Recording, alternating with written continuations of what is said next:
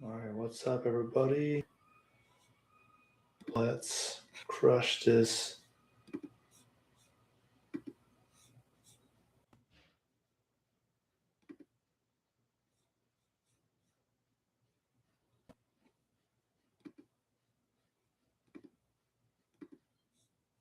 Oh, no, we don't want to do that.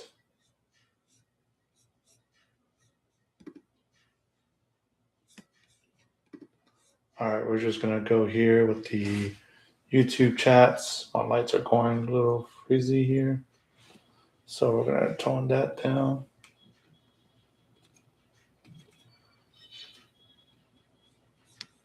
All right.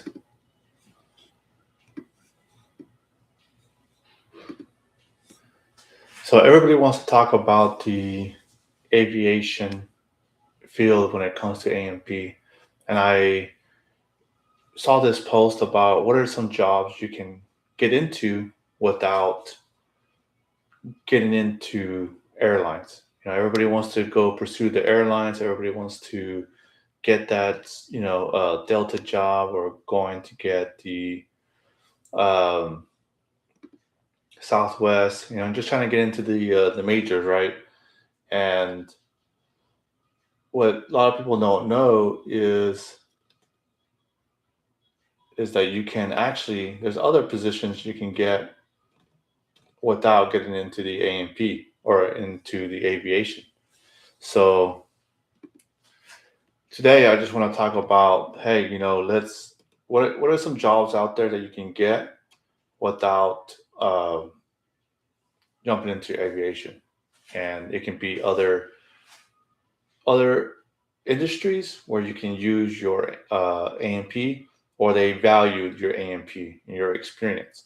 Not that the aviation doesn't do that; it's just more information for you to know that, hey, these are some options available, right? And I chose the top three so that way, and there's many more. So if I leave out, comment below which ones, what are some industries you think might be better that I didn't mention, or I just did some research on this. Trying to compare the pay, uh, kind of the lifestyle you would want, because what happens with the airlines, especially the majors, you're gonna get stuck there working nights a few years, and at nighttime working crazy hours, and you don't have that normal people hours, right? Working from the morning to the afternoon and still get paid really well. And they pay well. Airlines do pay well, and it's a good gig. And I'm not saying that's not, but there's some other gigs, some other industries that maybe you want to take a look into. Okay, so the first one I chose was elevator and escalator modernization technicians and specialists. So the secret is that these companies like Otis, Cone, Schindler are looking for technicians. They're also looking for technicians as well. And the aviation is not just competing with just other aviation technicians. They're also competing for industries like this, because maybe these guys get tired of it and go cross industry. They cross over to something else. So uh, this is one that I've been very interested in, and kind of wanted to just meet other guys in the industry. So if you know somebody that's doing this, reach out to me, and I'd like to bring them on as a guest so that you can talk about this industry a little more. But this is just from my research on using Google, some AI stuff, and reading the Facebook, Reddits and things like this.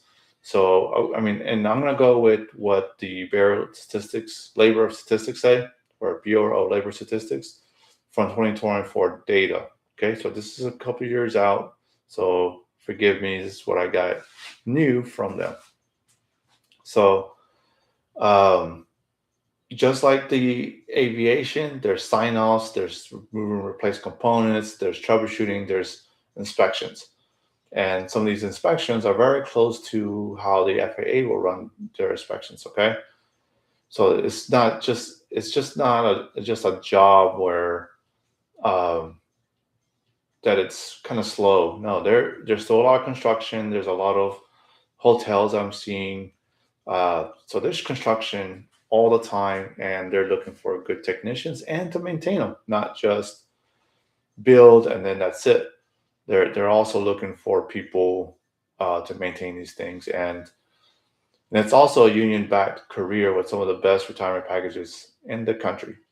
And some of this is something to keep an eye on if you're not happy in the aviation field and you're stuck in the um, just working at nighttime. So the median uh, pay is $102,420 a month, according to 2024's BLS statistics or BLS data. And then top earners can clear over 138,000, almost 139, nearly $140,000, right, for top earners, which is pretty good dang gig if you tell me. All right, so you got job stability. This shows 5% growth in the industry. Construction is always going on, and great pay. Can earn you $100,000 or more, and most likely you're not going to be work. I mean, you might be on call. From some research I was doing is you might be on call 24/7. So that's a good thing that you'll have some work always to have. So if you get sick and tired of the aviation field, you can jump into an industry like this. Um, Another one that doesn't get talked much, and I've worked with some engine propulsion guys, you can say, or power plant guys, and what's interesting about the industry with these two, with the nuclear power plant technician and the elevator one, it's all like a lot of cables, of course, but also generators and power units like that, where it powers reactors, and they're using a lot of components that you would see in the power plant test. And if you worked in aviation, there's also uh, a lot of those components similar that you would see on electric generators. And a nuclear power plant technician is highly valuable.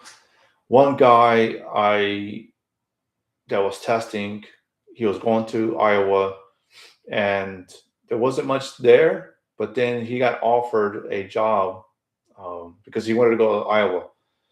And a big employer was a power plant, a nuclear power plant. And it was pretty interesting to hear him talk about this company. And they were starting them off at 120,000.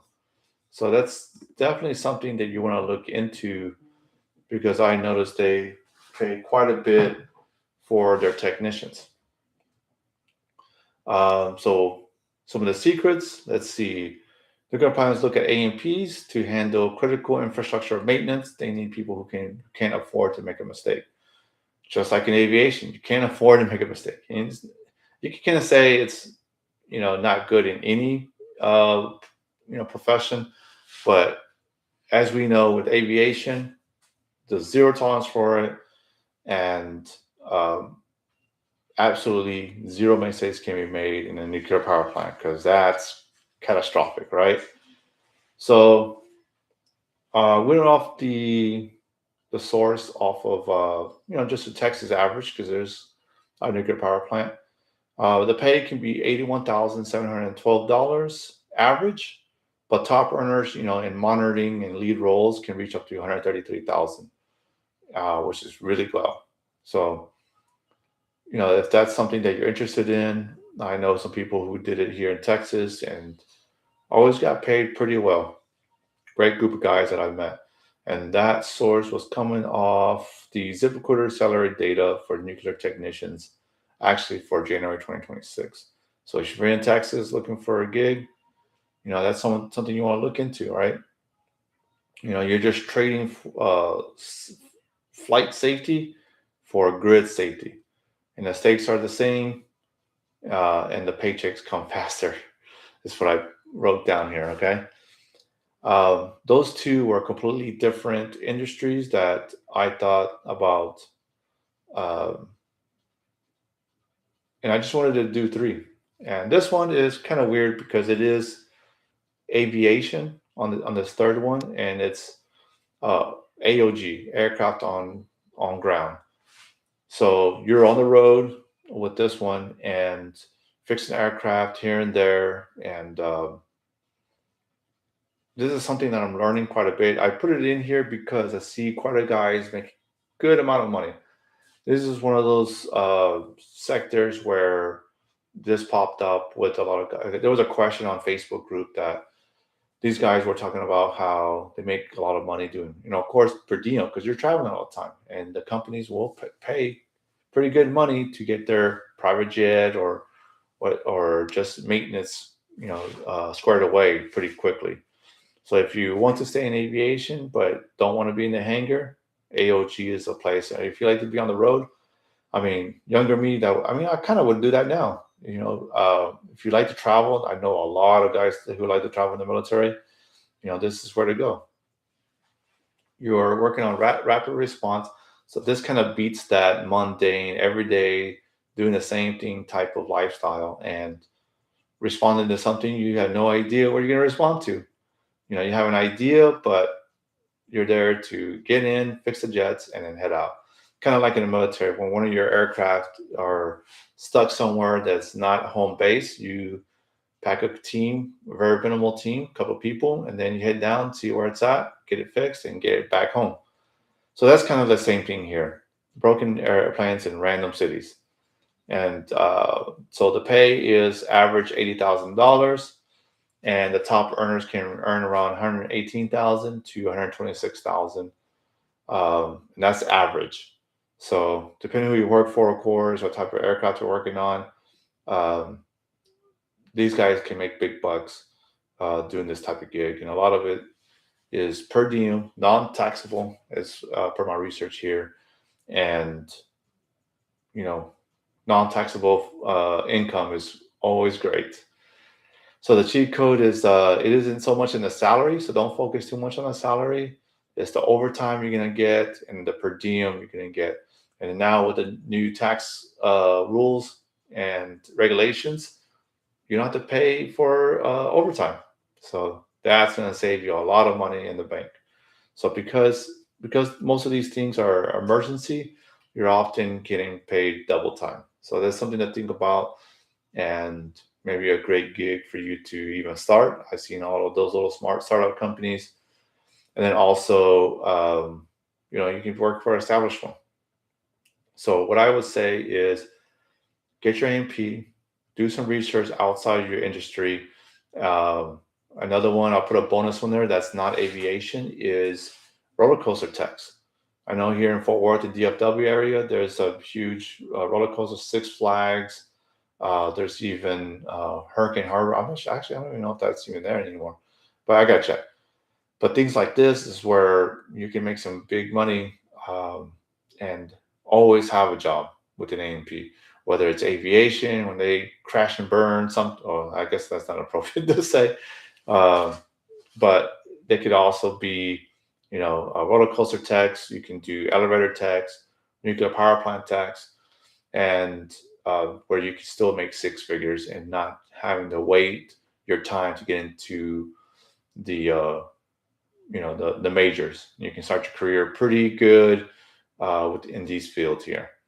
So if you're looking to get your AMP or even how to get started, join my school, and we can guide you get your 8610-2s. We can guide you how to test and then be successful once you get done with the military. Because as you know, you're not going to be doing the military thing forever.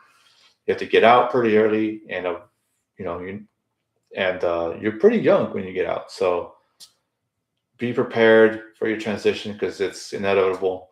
And the sooner the better you're prepared, the easier you're going to transition and provide the lifestyle you would want after the military. And six figures is pretty good for me to get started on, and a great stepping stone, and trying something different. If you want to try all three, if you've done all three, or if you've done one of these, let's talk and put you as a guest so we can grow the awareness around this industry.